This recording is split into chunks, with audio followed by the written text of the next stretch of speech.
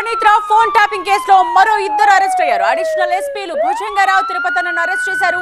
గాంధీ ఆసుపత్రిలో వైద్య పరీక్షలు పూర్తయ్యాయి. వారికి కాసేపట్లోనే మెజిస్ట్రేట్ ఎదుట హాజరుపరచనున్నారు పోలీసులు.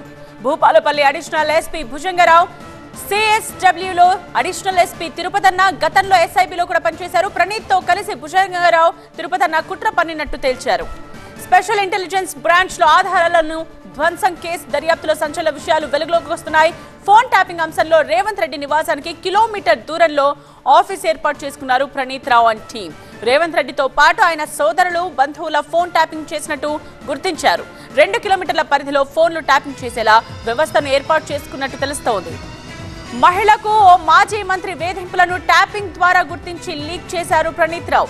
2018 అసెంబ్లీ ఎన్నికలతో పాటు మునుగోడు, హుజురాబాద్, దుబ్బాక ఉప ఎన్నికతో పాటు తాజా అసెంబ్లీ ఎన్నికల్లోనూ ప్రత్యర్థుల కదలికలే టార్గెట్ గా ఫోన్లు ట్యాపింగ్ చేసినట్టుగా గుర్తించారు.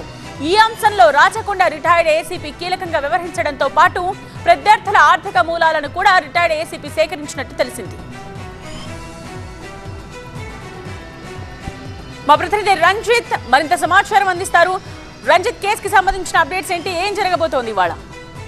ఇద్దరు అడిషనల్ ఎస్పీలు భుజంగరావు, తిరుపతన్నకు గాంధీ ఆసుపత్రిలో వైద్య పరీక్షలు పూర్తయిన తర్వాత మెజిస్ట్రేట్ నివాసానికి తరలిస్తున్నారు. మరి కాసేపట్లో మెజిస్ట్రేట్ నివాసంలో ఆయన హాజరుపరచనున్నారు.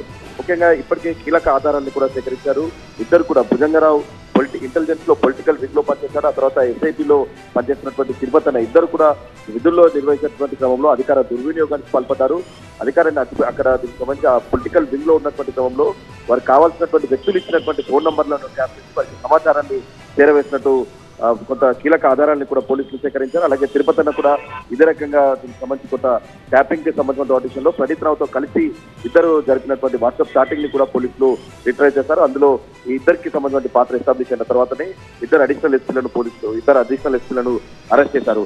అయితే ఇక్కడ చాలా వరకు ప్రణీత్ రావుతో కలిసి ప్రణీత్ రావు ఎస్ఐబిలో ఉంటూ ఆయన దీనికి సంబంధించి మావోయిస్టు కదలికలపై నిఘా పెట్టాల్సినటువంటి ప్రణీత్ రావు చాలా వరకు ఆయన ఇచ్చినటువంటి నాయకులకు సంబంధించి ట్యాప్ చేయడం కావచ్చు. ఆ తర్వాత కొంతమంది దాన్ని అడ్డు పెట్టుకుని వారి సొంత లాభాలకు కొంతమంది బిజినెస్ మ్యాన్లకు సంబంధించి ఫోన్లు ట్యాప్ చేసినట్టు కూడా అధికారులు భావిస్తున్నారు. సో ఇదే క్రమంలో కస్టడీలోకి తీసుకుని ఆయన విచారించేటువంటి క్రమంలో ఆయన వద్ద నుంచి కొంత కీలక సమాచారాన్ని ఉన్నతాధికారులు రాబట్టారు. మొత్తం ప్రణీత్ రావు ఫోన్ ట్యాపింగ్ సొంత నిర్ణయంతో జరిగింది కాదని గతంలో గత ప్రభుత్వంలో ఉన్నటువంటి కొంతమంది కీలక వ్యక్తుల సహాయంతోనే ఇదంతా జరిగిందన్నటువంటి విషయాన్ని కూడా దర్యాప్తు అధికారులు భావిస్తున్నారు. సో ఇదే క్రమంలో ఈ మొత్తం ఇద్దరిని కూడా ఇప్పుడు అరెస్ట్ అయినటువంటి ఇద్దరు అడిషనల్ ఎస్పీలను కూడా కస్టడీలోకి తీసుకొని విచారిస్తేనే కొంత ఈ కేసు ఒక కొలిక్కి వస్తుందనేది కూడా ఉన్నతాధికారులు భావిస్తున్నారు. అలాగే ఏదైతే నిన్నటి వరకు జరిగినటువంటి దర్యాప్తులో కూడా ప్రణీత్ రావు చాలా వరకు ఫోన్ ట్యాపింగ్ చేసేటువంటి క్రమంలో గతంలో మొయినాబాద్ ఎమ్మెల్యేల కొనుగోలుకు సంబంధించిన వాటి విషయంలో కూడా ప్రణీత్ రావు ఆయన టీం చాలా కీలకంగా పనిచేసినట్టు గుర్తించారు. ఆ తర్వాత కరీంనగర్ కి చెందినటువంటి ఒక మాజీ మంత్రికి సంబంధించి వ్యవహారంలో కూడా వాళ్ళు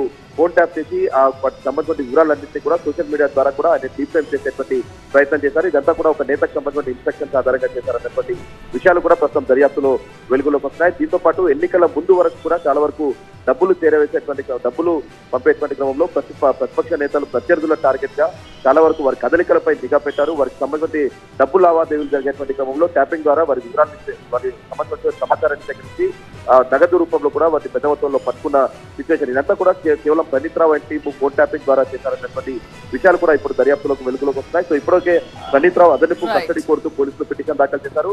మరోవైపు ఇప్పుడు ఇద్దరు అరెస్ట్ అయినటువంటి అడిషనల్ ఎస్పీలకు సంబంధించి కస్టడీలోకి తీసుకొని విచారిస్తేనే ఈ మొత్తం వ్యవహారం అంతా కూడా ఒక కొలిక్కి వస్తుందనేది ఉన్నతాధికారులు భావిస్తున్నారు.